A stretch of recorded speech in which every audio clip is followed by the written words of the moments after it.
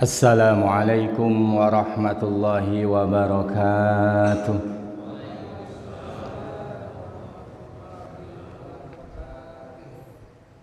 A'udzu billahi minasy syaithanir rajim. Bismillahirrahmanirrahim. Alhamdulillahilladzi faddala bani adama bil ilmi wal amali ala jami'il alam. Wassalatu wassalamu ala sayyidina Muhammadin sayyidil arabi wal ajam wa ala alihi wa ashabi ya nabi'al ulumi wal hikam. Allahumma sholli wa sallim wa barik ala sayyidina Muhammadin al-fatihi lima ughliqa wal khatimi lima sabaqa nasiril haqqi bil haqqi wal hadi ila siratikal mustaqim wa ala alihi wa ashabi haqqa qadrihi wa miqdarihil azim. Amma ba'd, faya ikhwanan fid din, ittaqullaha haqqa tuqatihi wa la tamutunna illa wa antum muslimun. Faqad qala Allah Ta'ala fi kitabihil karim, a'udzu billahi as-sami'il 'alimi minasy syaithanir rajim. Ya ayyuhalladzina aminu billahi wa rasulihi آمنوا بالله ورسوله والكتاب الذي نزل على رسوله والكتاب الذي أنزل من قبل ومن يكفر بالله وملائكته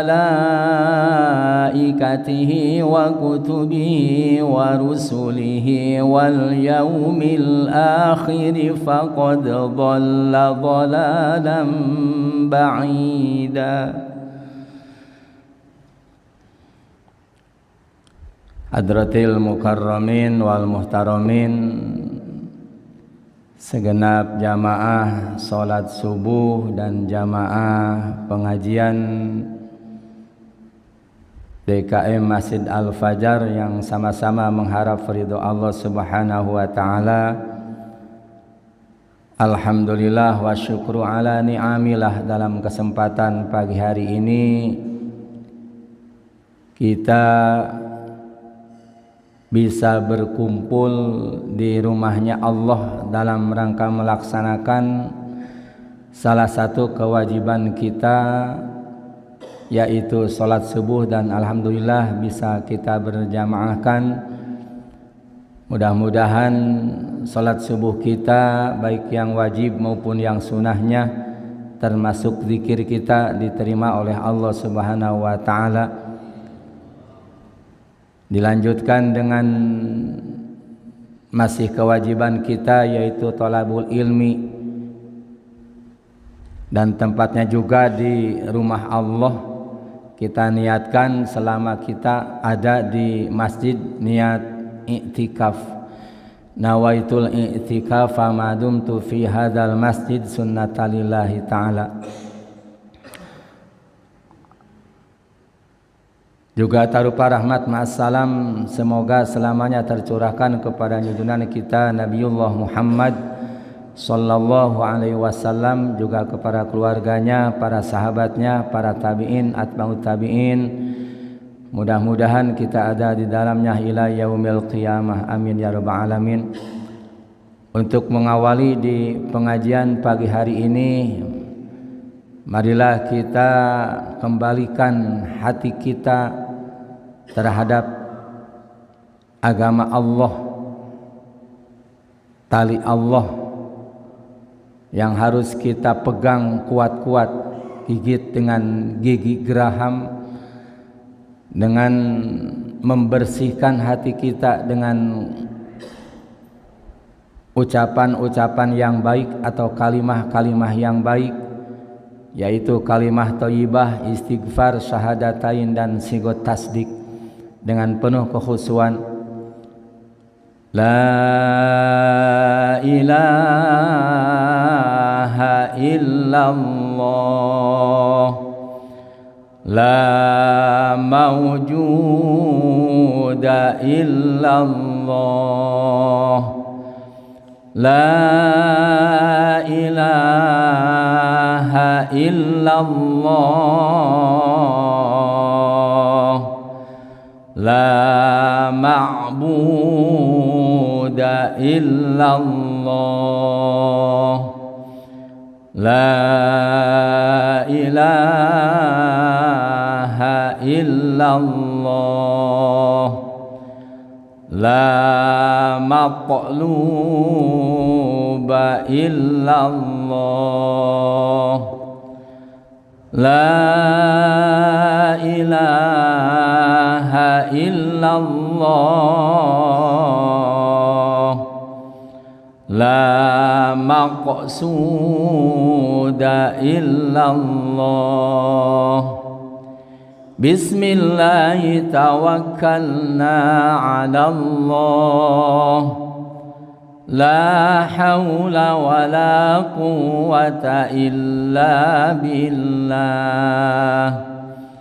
Astaghfirullahal azim, astaghfirullahal azim, astaghfirullahal azim wa atubu ilaih.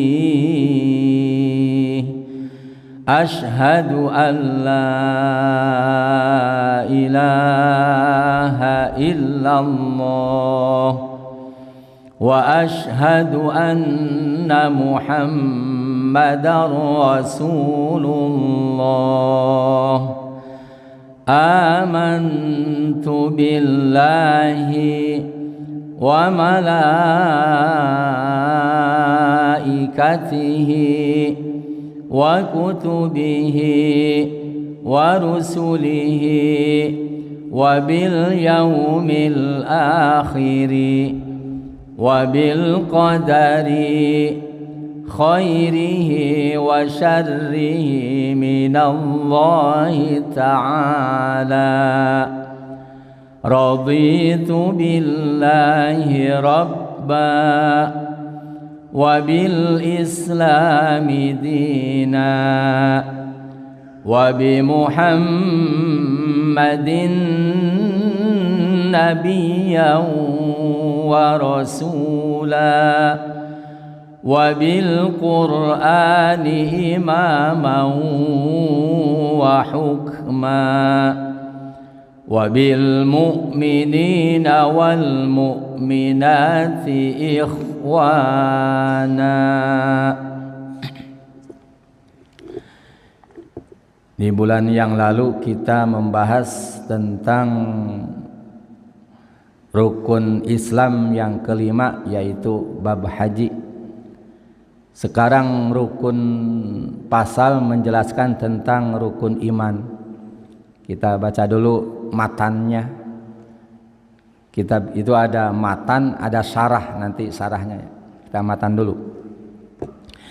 Bismillahirrahmanirrahim. Qala al-musannifu rahimallahu ta'ala wa nafa'ana bihi wa bi ulumihi amin ya rabbal alamin. Paslun utawi iki ikulah pasal sawiji fi arkanil imani ing dalem martelaken rukun-rukun iman. Arkanul imani utawi pira-pira rukun iman iku sitatun nenem. Antuk mina sawiji yen tangimanaken sira billahi maring Allah, wa malaikatihi lan malaikat-malaikate Allah, wa kutubihi lan kitab-kitabe Allah, wa rusulihi dan lan utusan-utusane Allah, wal yaumil akhiri lan ngimanakeun sira maring dina kang akhir, wabil qadari lan ngimanakeun sira maling papastena khairi bagus-bagus qadar, wa syarrihi lan ala-alane qadar, minallahi ta'ala maring Allah ta'ala. Ini pasal menjelaskan tentang rukun iman.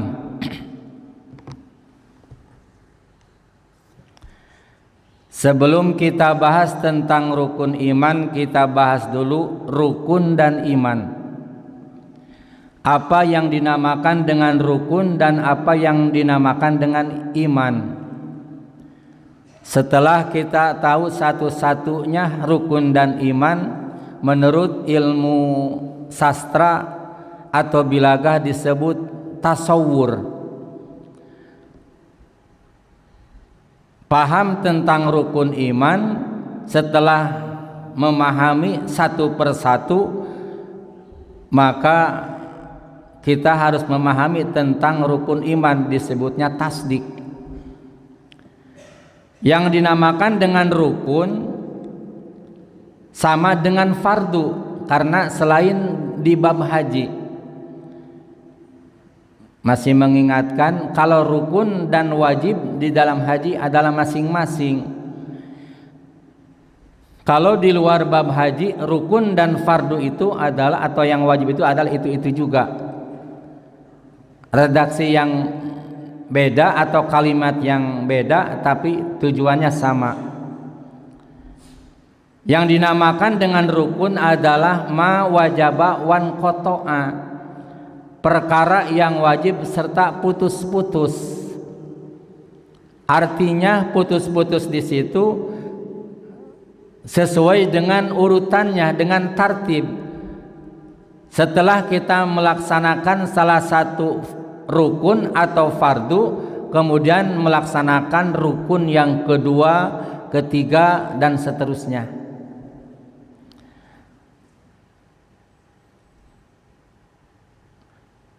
Definisi rukun atau wajib menurut syara, ma yusabu ala fi'lihi wa yu'aqabu ala tarkihi. Wajib menurut syara itu adalah perkara apabila seseorang melakukannya maka akan diberi pahala oleh Allah atau diganjar oleh Allah, dan akan disiksa apabila meninggalkannya. Itu wajib. Sekarang iman. Apa yang dinamakan dengan iman? Menurut lugot, fal imanu lugotan mutlaqut tasdik sawaun kana bima jabihi nabiyyu sallallahu alaihi wasallam au bi ghairihi. Iman menurut lugot atau bahasa adalah umum,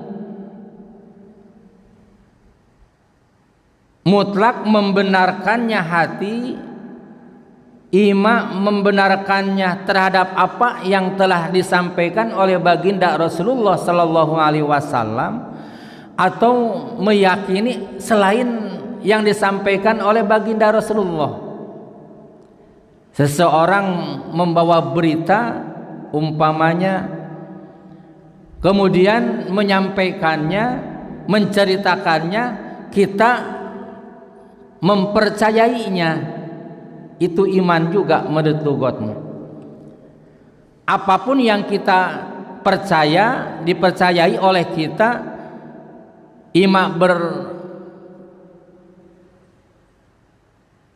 ada sambungannya atau kaitannya dengan syara atau luar syara, itu adalah iman menurut lugot. Sedangkan iman menurut syara, at-tasdiqu bi jami'i ma jaa bihin nabiyyu sallallahu alaihi wasallam mimma ulima minad dini bid darurati la mutlaqon. Yang dinamakan iman menurut syara adalah tasdik, membenarkannya hati terhadap seluruh apa yang telah disampaikan oleh baginda Rasulullah mengimani hati dan membenarkannya hati terhadap apa yang diucapkan oleh Rasulullah, membenarkannya hati terhadap apa yang pernah Rasulullah lakukan dan yang pernah dan tidak pernah Rasulullah ucapkan dan tidak Rasulullah lakukan. Maka jadi syariat yang keluar dari pribadi Rasulullah itu adalah ada hadis qauli, ada hadis fi'li, dan ada hadis takriri. Hadis qauli apa-apa yang pernah Rasulullah sampaikan mulai lisannya, penetapan hukum disebut hadis qauli. Sedangkan hadis fi'li, perbuatan-perbuatan Rasulullah Sallallahu Alaihi Wasallam, ima yang sifatnya kepada umatnya jadi wajib atau yang sunat menjadi ketetapan hukum disebut hadis fi'li.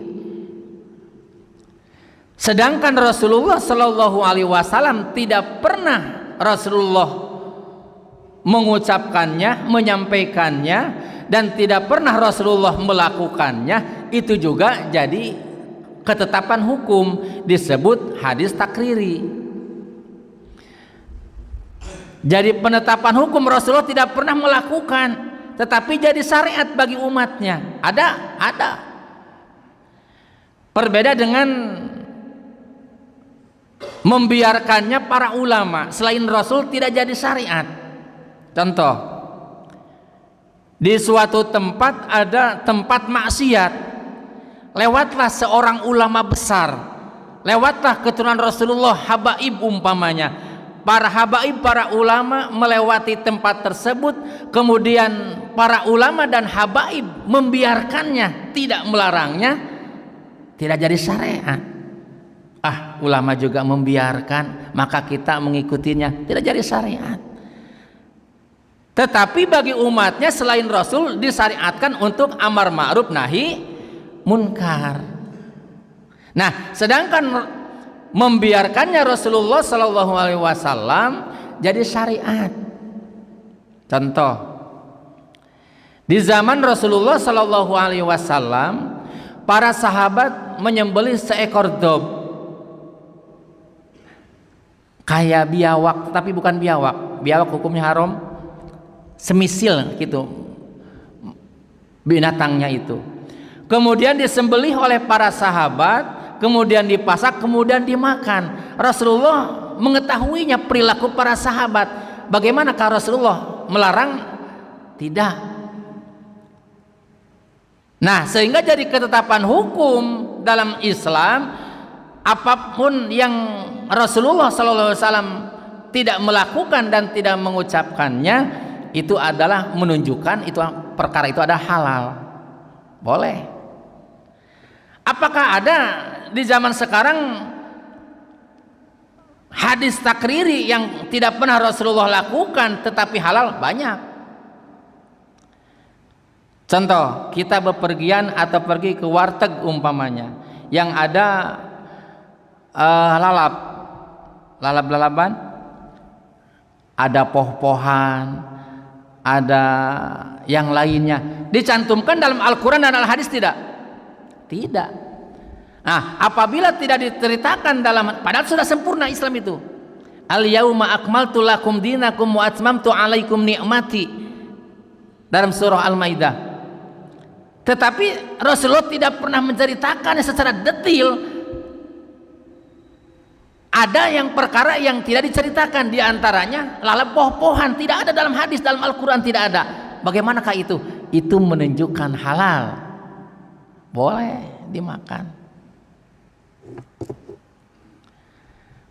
Bapak-bapak, ibu yang dirahmati oleh Allah Subhanahu wa Ta'ala, iman menurut syara dibagi menjadi dua bagian rukunnya itu. Yang pertama ma'rifat, yang kedua tasdik. Apa itu ma'rifat? Ma'rifat itu adalah mengetahui, sehingga keilmuan kita, pengetahuan kita sampai puncak terakhir bulat, marifat namanya.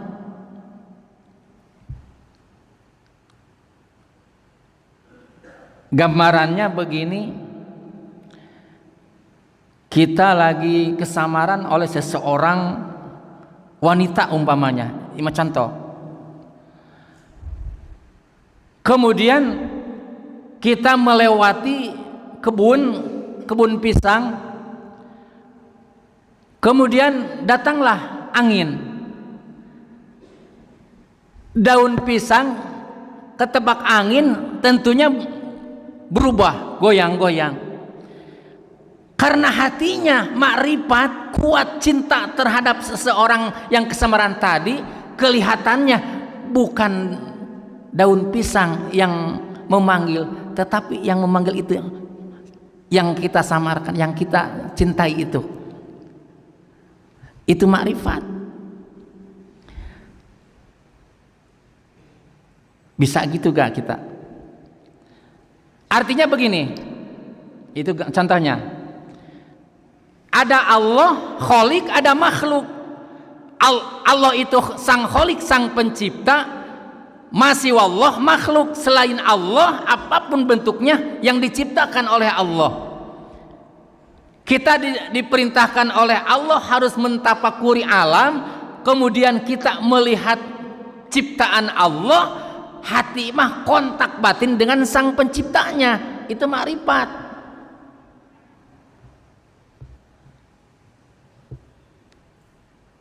Iman yang benar itu seperti itu. Nah, makrifat yang harus kita ketahui, yang harus kita makrifatkan ada dua. Satu makrifatullah, dua makrifatur Rasul.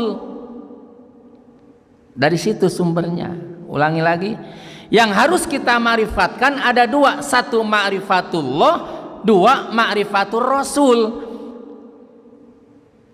Meyakini dan mengetahui tentang zat Allah dan utusan-utusan Allah, ma'rifatullah dan ma'rifatur Rasul.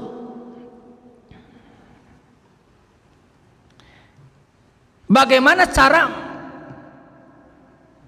supaya kita bisa mencapai ma'rifatullah, ma'rifat terhadap sang Kholik? Harus sesuai dengan sifat-sifat zat Allah. Kita iman kepada Allah, lantas kita menyifati Allah tidak sesuai dengan sifat-sifat Allah, bohong. Tidak termasuk iman terhadap Allah.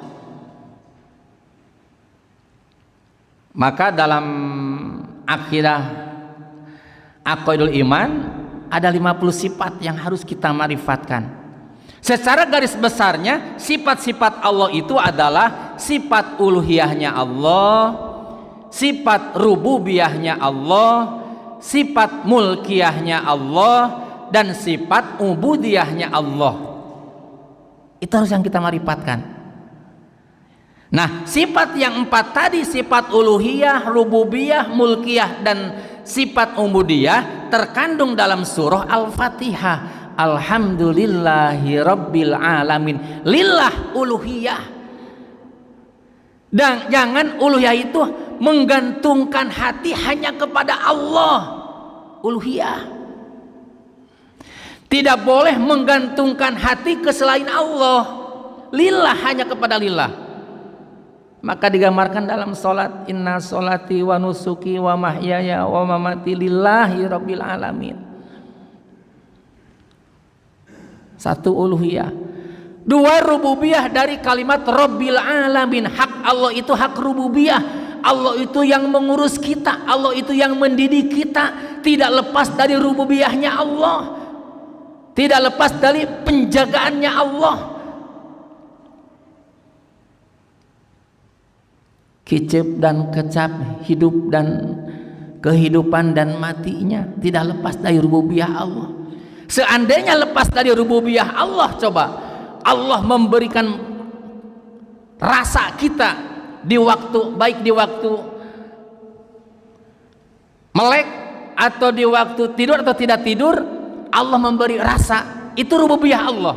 Coba di waktu tidur seandainya lepas dari rububiyah Allah, ada makhluk yang lewat, kemudian di anggota badan kita ada lubang-lubang, kemudian pasti masuk. Begitu jalan rasa. Nah, rasa itu adalah rububiyah Allah. Rububiyah Allah. 3, mulkiyah. La mulka illallah, yakini bahwa Allah mempunyai kerajaan, kepemimpinan Allah. Maka dalam sirat atau sabil ada 2, ada sabilillah, ada sabilit togut. Sabilillah itu adalah atau sabilit syaiton.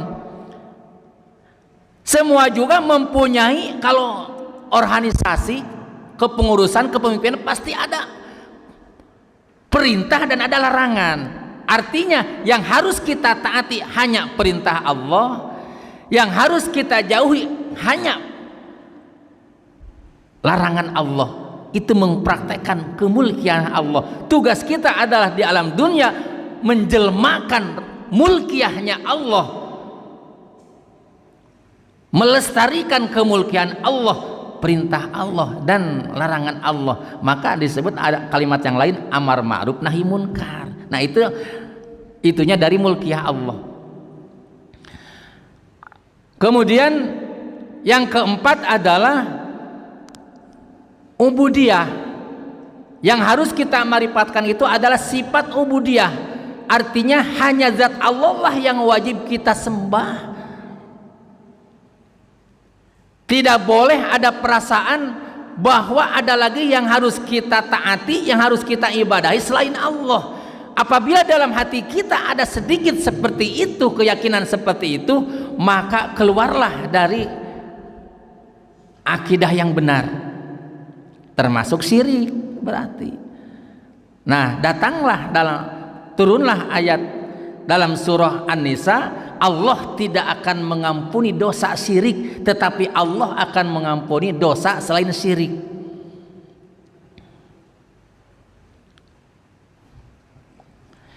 Satu, marifat. Iman itu ya marifat. 2, tasdik. Tasdik itu membenarkan hati terhadap apa yang kita ketahui tadi. Yang dimarifatkan tadi, marifatullah dan marifatur rasul, dibenarkan oleh hati, dibenarkan oleh lisan, dibenarkan oleh anggota badan. Ulangi, ini tasdik, ini pentasdikannya. Yang ma'rifatullah dan ma'rifatur rasul harus tasdik, dibenarkannya oleh lisan, dibenarkannya oleh hati, dibenarkannya oleh anggota badan, dibenarkan oleh lisan.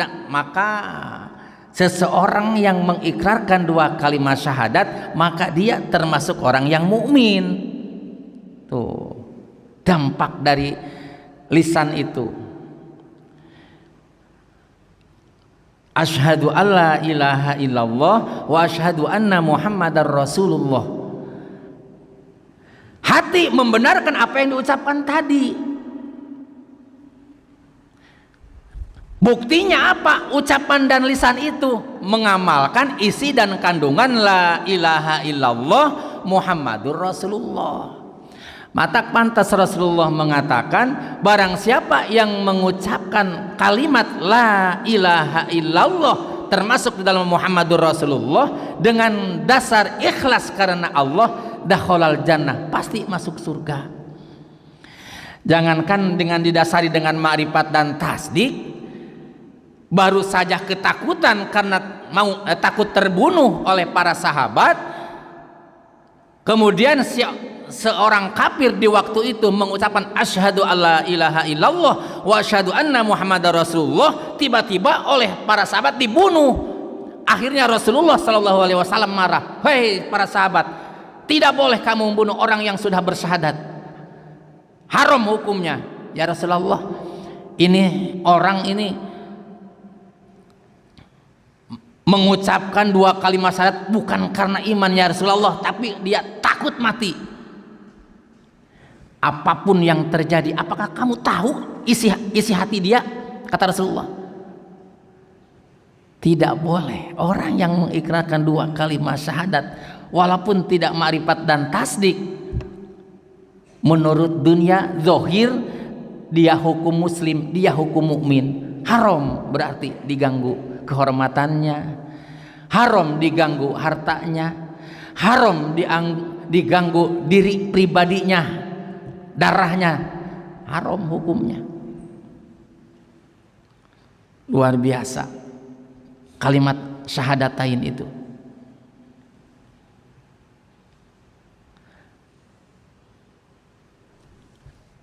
Tasdik ada 2 rukun, idian dan qabul. Tasdik ada 2 rukun, idian dan qabul. Idian ngaku, ngakunya diaku dengan lisan, diaku dengan hati, dan diaku oleh anggota badan. Apa yang diakunya? Ada 5 ya, yang tadi yang kita ucapkan dalam sigot tasdik. Raditu billahi robba, saya mengaku bahwa Allah sebagai Rob, bahwa Allah sebagai Tuhan. Apabila hati mengakui Allah sebagai Rob, berarti harus siap diperintah dan dilarang oleh Allah. Raditu billahi robba. Jangan lisan mengucapkan raditu billahi robba, tetapi larangan dan perintah Allah tidak mau dilakukan, tidak mau dilaksanakan. Itu adalah bohong, penipu namanya, kata Allah. Kalau redaksi yang lain munafik. Munafik itu yaquluna bi afwahi ma laisa fi qulubihim. Orang-orang munafik itu berbicara dengan lisannya berbeda dengan hatinya. Tetapi walaupun berbeda dengan hatinya, menurut zahir mah muslim, tidak boleh diganggu. Bagaimana? Nanti di akhirat dihukumnya. Nah, maka dengan aturan Islam itu bisa beres semuanya. 1, 2, diakunya itu lisan, hati, dan anggota badan, mengakui Allah sebagai Rabb itu. Wabil islami dina, mengakui bahwa Islam yang benar, agama yang benar adalah Islam. Ridho hati bahwa agama itu adalah Islam, Islam itu sebagai agama, dan tidak ridho hati beragama di luar agama Islam. Wabil islami dina. 2, yang ketiga, wabi Muhammadin nabiyya wa rasulah, ridho hati bahwa bernabi dan berasul hanya kepada Nabi Muhammad sallallahu alaihi wasallam, dan tidak ridho hati ada lagi rasul dan nabi selain atau sesudah Nabi Muhammad sallallahu alaihi wasallam.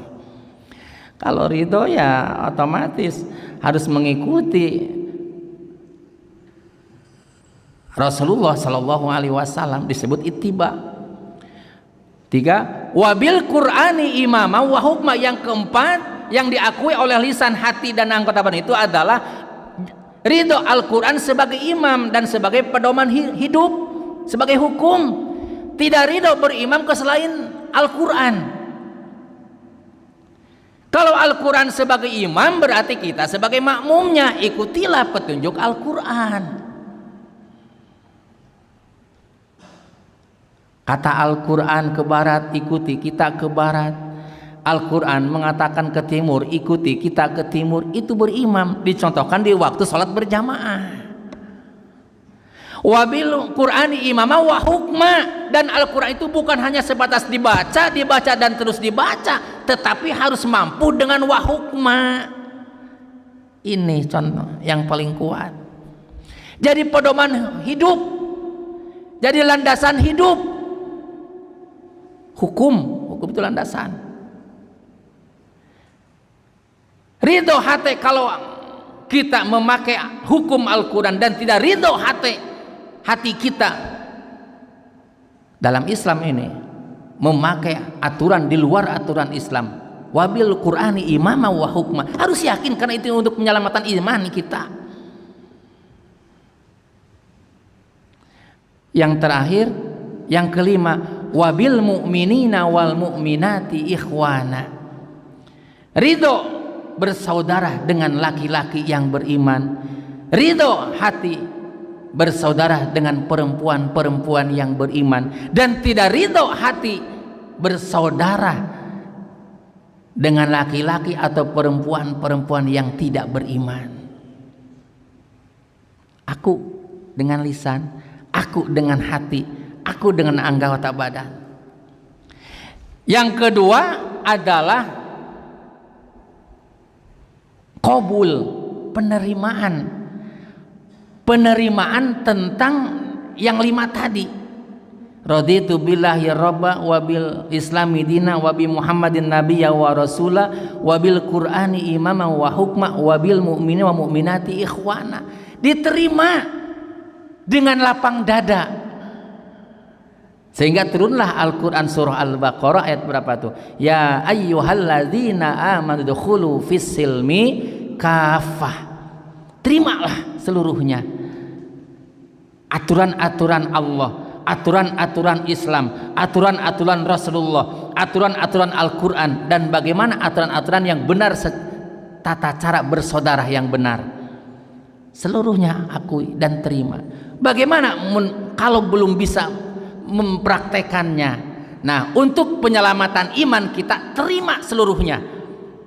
Adapun pelaksanaan, nah dalam Al-Quran ada sedikit-sedikit, ada tidak sekaligus. Yang penting penerimaannya.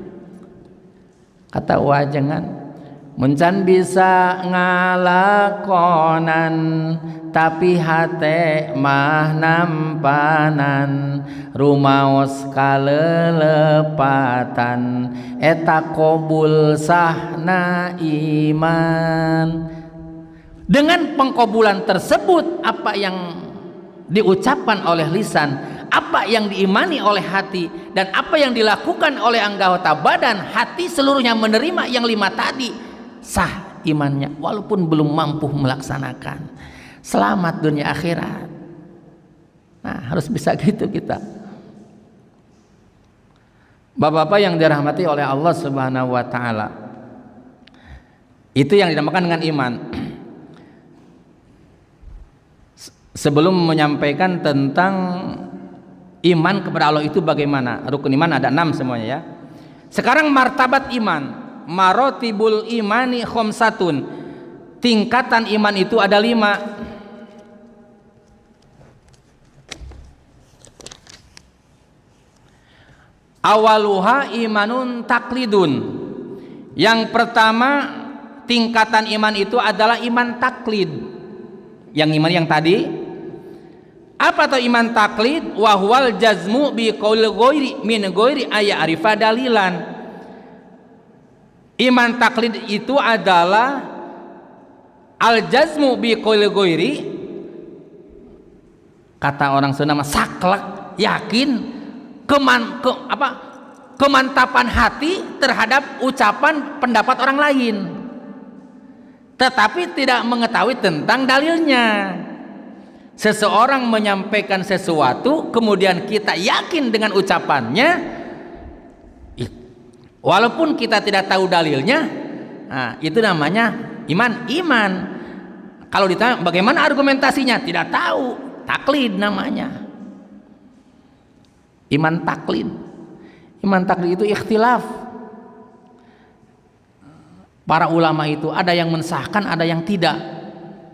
Coba kalau di hadapan Allah yang benar itu yang harus dengan dalilnya. Nah, berarti kita harus berusaha, mencari ilmu, thalabul ilmi. Bagaimana tanyakanlah, fasalu ahla dzikr, tanyakanlah ke ahli ilmu. Tanyakanlah. Iman taklid itu adalah, ulangi lagi, yakin, mantap hati terhadap aturan Allah, Islam, Rasul, Al-Quran, dan mukminin mukminat, tetapi tanpa argumentasi. Apakah sah? Wa huwa yasihu imanu mal isyan. Iman taklid itu adalah sah imannya mal isyan, tetapi dosa bitarki, karena meninggalkan dalil. Nah, tanpa mikir, an-nadru al-istiblala in kana qadiran ala dalil. Kalau seseorang mampu untuk mencari dalil, wajib fakta buktinya itu, sumbernya itu dari mana. Nah, kalau mampu kemudian kita tidak memikirkan bagaimana sumbernya, dari mana dalilnya, keterangannya, dosa. Nah, kalau tidak mampu, nah berarti sah iman taklid itu. Atau iman taklid. Jadi iman taklid itu kalau kita mampu untuk mencari ilmunya, kemudian kita tidak mencari ilmunya, sah imannya, tetapi dengan keadaan dosa. Kalau tidak mampu, mungkin kondisi, waktu, atau mungkin saja materi, karena perlu materi, karena agak jauh orang yang memahaminya tentang itu. Kita berangkat tidak punya biaya umpamanya, diampuni oleh Allah, sah imannya. Yang kedua, iman ilmu. Saniha imanu ilmin, iman ilmu, wa huwa ma'rifatul aqaid bi adillatiha wa hadza min ilmil yakin. Yang kedua, tingkatan iman itu adalah iman ilmu, yaitu ma'rifatul aqaid, memarifatkan, mengetahui tentang akidul iman. Ada berapa akidul iman? Ada 50 kan. Aqaidul iman ada nazam kan, yang 20 diwajib Rasul, 20 yang mustahil di Rasul, 4 yang wajib di Rasul, 4 yang mustahil di Rasul, jaiz yang 1 yang jaiz di Rasul tadi kelewat, jaiz yang ada di Allah, jumlah 50 sifat. Nah, itu iman ilmu. Wa kulal qismaini sahibu mahjubun an zatillahi, dari masing-masing dari iman taklid dan iman ilmu masing-masing terbagi dua. Sahibu mahjubun an zatillahi, masih terhalang dengan zat Allah, belum mencapai puncak ma'rifatullah yang secara hakikatnya belum, masih mahjubun, terhalang. Aduh, kita mah hatinya masih terhalang, mahjub karena banyak dosa, masih mahjubun kita mah, belum tembus. Salisuha, selesaikan ini ma'rifat yang iman yang 6. Yang ketiga adalah iman iyan, wa huwa ma'rifatullah bi muraqabatil qalbi. Iman iyan itu adalah memarifatkan Allah dengan muraqabatil qalbi. Artinya ada muqarrabah, ada muraqabah. Ini muraqabatil qalbi. Kalau muqarrabah, hati dekat dengan zat Allah. Muraqabah, diri rasa dilihat oleh Allah. Nah, iman iyan itu seperti itu. Iman iyan itu tidak berani mengucapkan yang kotor, karena Allah melihat kita, diintip oleh Allah. Nah, itu muraqabah. Muraqabah. Kalau muqarrabah mah dekatnya hati dengan zat Allah, muraqabah rasa Allah itu selalu mengikuti kita. Kalau rasa muraqabah dengan zat Allah, tidak berani mengucapkan kalau tidak sesuai dengan aturan, tidak berani melakukan kalau tidak sesuai dengan aturan, muraqabah. Kalau kita masih melanggar dan mengucapkan yang kurang bagus atau perilaku, berarti belum muraqabah, belum mencapai iman iyan, belum. Fala yagibu rabbuhu an khotirihi tarqatan ainin bal haitu daiman fi qalbi ka'annahu yarah. Tidak pernah hilang zat Allah dari hatinya. Itu muraqabah itu. Walaupun sekejap mata pun tidak pernah lepas hati dengan zat Allah. Aduh, susah. Wa huwa maqamul muraqabati wa yusama ainul yakin. Nah, kedudukan muraqabah itu adalah dinamakan dengan ainul yakin. Ainul yakin. 3. Yang keempat, ini secara teori aja nih ilmu.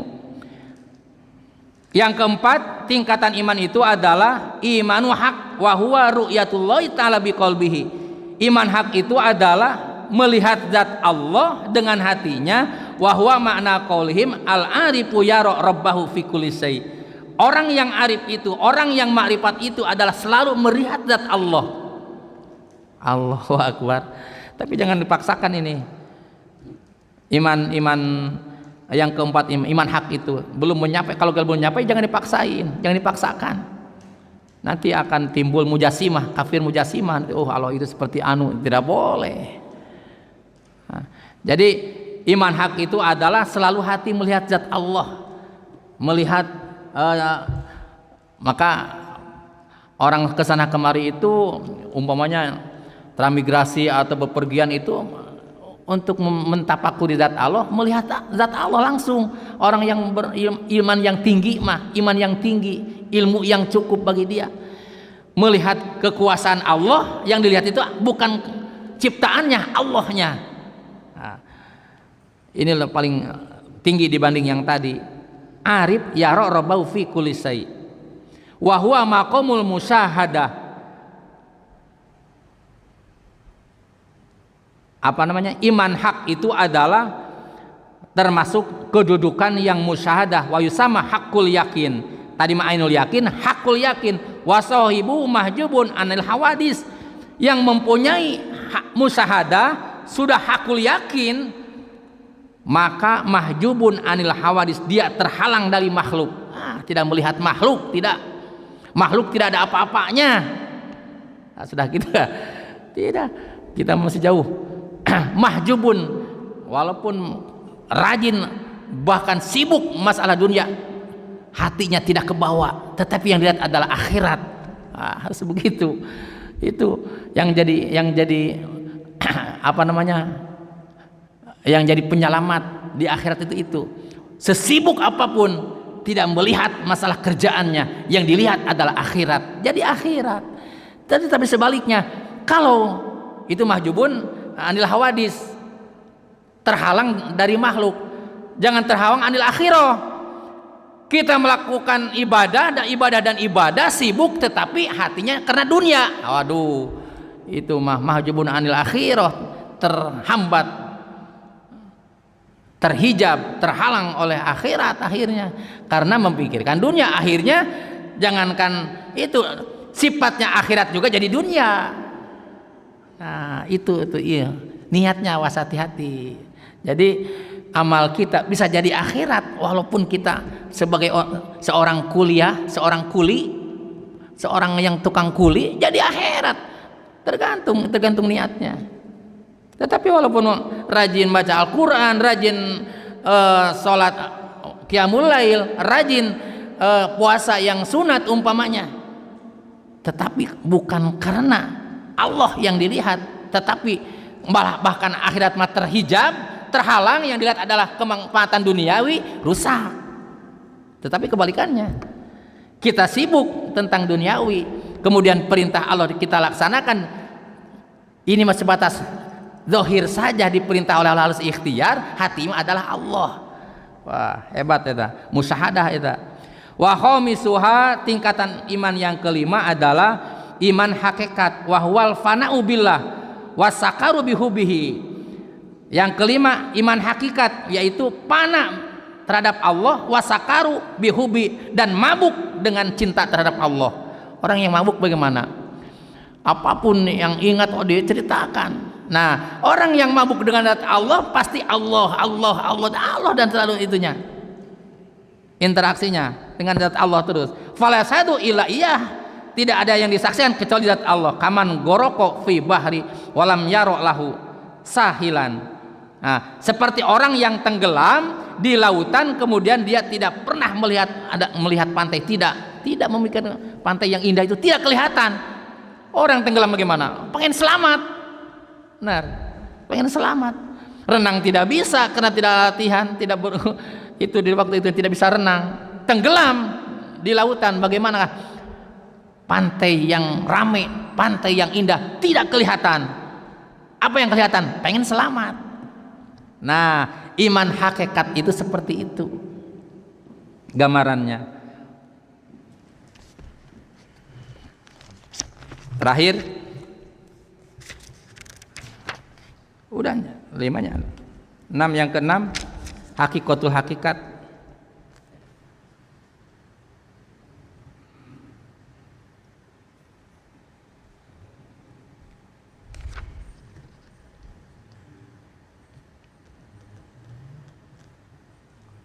Yang keenam adalah hakikatul hakikat. Nah, itu yang paling tinggi ini mah imannya para nabi. Nah, tugas kita mah minimal di iman ilmu. Nah, iman paling rendah kita iman ilmu. Tingkatkan, jangan iman taklid. Kan iman taklid masih diperselisihkan. Bagaimana iman terhadap Allah, penjelasan tentang iman kepada Allah Subhanahu wa taala nanti di kesempatan yang lain kita akan menjelaskannya. Ini baru tentang iman dan martabat iman atau tingkatan iman. Iman terhadap Allah itu harus bagaimana dan bagaimana seharusnya. Wallahu alam. Ada pertanyaan?